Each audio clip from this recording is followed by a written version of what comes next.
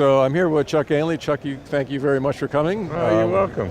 So Chuck has an arsenal of Sanken microphones. Let's see, I've got the CU55. I have a couple of those, which I absolutely love, but the ones that just blow my mind, and they're indescribable, is the 100K microphones. I actually don't know why they sound the way they sound, but they're ridiculous.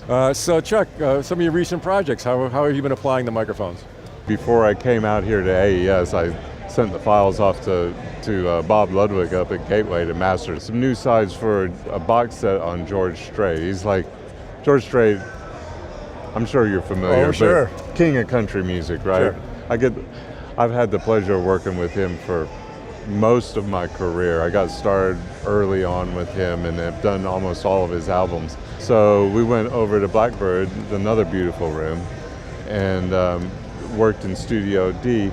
It's a great space, has all the isolation potential for a big band like I had, but I've always kind of struggled with that room to get the room to like feel alive. So initially my setup was kind of my standard deal. I had a pair of Coles for a left-right stereo in the room, and it just wasn't really quite happening. So I turned to the assistant and I said, hey, put up my 100Ks. So he went out and changed out the Right. Coles for the 100Ks. And even he, like 3/4 of the way through the project, he turns to me and goes, man, I've never heard this room sound like this. It was drums primarily? Yeah. Primarily a drum space, yeah. They do something that no other Omni I know of does. It just, you feel like you're closer to the instrument, and it doesn't feel like this bad room vibe going on, you know? Right. A lot of Omnis you're going, man, this room just doesn't sound good. Right. They somehow make the room sound fantastic, Yeah. and just brings everything to life. I'll use them a lot of times, like just a space pair. Like if I've got an acoustic overdub that I'm doing, acoustic guitar, I'll have the musician sitting there and just, maybe 4 feet apart, 3 or 4 feet away from the instrument. And you pull up those couple of microphones, and the guitar sounded great with the close mic. You bring those up and all of a sudden it's just like rocking. I mean, it sounds great. Yeah. It has a high frequency reach to it.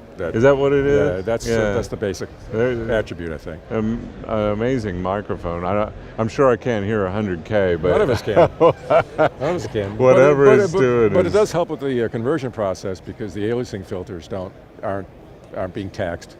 Right. But I think you mentioned once you tried them on piano too, right? Oh yeah, they're great on piano. Yeah. That's like, you rather than, like a lot of times in Nashville, what we do is we get close to the hammers and get that real bright sort of piano thing. But there's also times where you're trying to do like a solo piano piece, and you're looking for a bigger, well-rounded, sort of more what you hear in the room kind of piano. And so a pair of those outside the lid it's like, and I suppose it's because of that high-end reach. Again, they don't sound like they're outside the piano. It just sounds like you get this really full picture, like, the stereo spectrum is completely full, and it's like the, frequency from low to high is just smooth and complete. That's great. Yeah, they're great microphones. And recently you've been using the 55s on drums? I use the 55s on everything. I do. In my own mind, I kind of picture it a replacement for a Neumann U67. I don't know if the response is anything close to that. Like in front of an acoustic guitar, solo mic in front of acoustic guitar. I use them on background vocals, electric guitar amps. I've put them. A lot of times I put it on the hi-hat. Wow. I mean, it's, you got to pad it down because they do have exceptional gain. Right. But this, and drummers are always going, man, the hi-hat sounds like real. It's like got warmth, it's got that chunkiness, but yet it's still like got the high end and everything. And it's got some rear rejection. It's got great rear rejection. Snare drum, toms. If I had a whole bunch of them, I'd use a whole bunch of them. It's one of those microphones. Right. You get like a really great microphone without like emptying out your whole wallet. Yeah. Right. Yeah. So what kind of projects you been working on? Well, the George Strait thing, actually this summer I've been doing a couple of different female artists and doing some developmental stuff. There's something really, really good feeling about doing something. It's not about the money, it's about like, let's make something really good, let's make some good music, help somebody out. Right. And you're pretty active with NARIS. I've been the co-chair of the P&E Wing in Nashville, and I'm still on the board there. And the Met Alliance. And well, there's the seven Met crazies. Alliance. Met Alliance is ongoing, always ongoing. Our Met Alliance is just trying to improve quality for everyone and make sure that people are saying the right things about stuff. Well, so we're like trying to make sure that quality standard bar is like set high.